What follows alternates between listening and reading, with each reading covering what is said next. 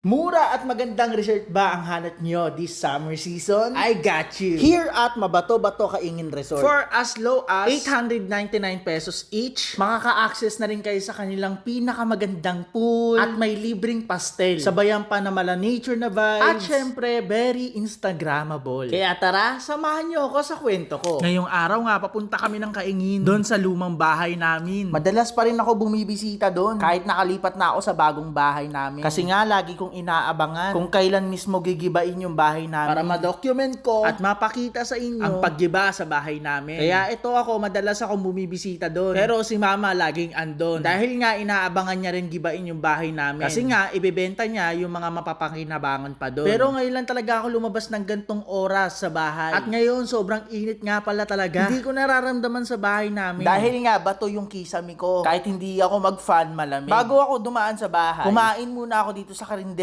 na lagi kong kinakainan. At ang inulam ko lang naman ay chicken curry. Sobrang solid ng mga pagkain dito. Pagkatapos kong kumain, pumunta na ako sa sikat at pinipilahan na hotel and resort dito sa amin. Sa sobrang sikat ng Mabato-Bato Kaingin Resort, nirenovate na nga nila ang mga dating rooms dito para ma-expand yung swimming pool nila. Dito nga pala, meron tayong floating table, nipa house na walang bubong, at duplex room na good for 1 pax lang. Dahil nga sa CR lang ang may pinto. At meron rin silang 3-story. Ventilation lang, walang aircon. Kaya kung naghahanap ka ng resort this summer season, must try Mabato-Bato Kaingin Resort. Sobrang affordable pa at sobrang accommodating nila. Sa mga nagtatanong nga, nakatapat ko lang ba talaga ng bahay si Kuya Lloyd? Yes po, magkatapat lang po talaga kami ng bahay. Nakakalungkot lang dahil wala na talaga yung iconic pink house. Dahil dito nagsimula ang lahat. Kung hindi dahil kay Kuya Lloyd, wala kayo naririnig na voice over ngayon. Tara nga, at samahan nyo kung itour ang lumang bahay namin. Ito nga pala yung aso ko, dalawa yan sila. Mag-ina. Sila ay parehas na classic bully. Andito na muna sila dahil inaantay ko yung kulungan dumating para madala na doon sa bagong bahay namin. Yung nanay na sa kanan, yung anak na sa kaliwa. May mga nag-comment sa YouTube ko, nangangamba sa aso ko. Wag po kayong mag-alala, kasama ko po yan sa bagong bahay ko. At ito na nga yung buong bahay namin. Kinuhanan na ng bubong at unti-unti na nilang binabaklas. Inuuna lang talaga yung mga pwedeng ibenta para ikalakal. Nakakamiss tong bahay na to. Maliit man, pero masasaya yung mga nakatira dito. Iba talaga kapag nawala yung nakasanayang mong lugar. Sobrang nakakalungkot. Habang binibidyo ko to, unti-unti kong naalala ang lahat. Inaalala yung mga masasayang mga nangyari dito sa bahay namin. Madalas man may bangayan, madalas man may nagsisigawan dito sa bahay na to, pero mas lamang pa rin yung mga masasayang nabuo dito. Pero alam ko, isa tong hakbang para sa bagong buhay. Para matuto mag-isa, kumilos ng walang nasasandalan. Sabi nga nila, everything happens for a reason. May rason ang lahat, kaya nangyayari to. Kaya kung ano man yun, naniniwala ako na magiging maganda ang bunga nito. At ayan si Mama, napabisita na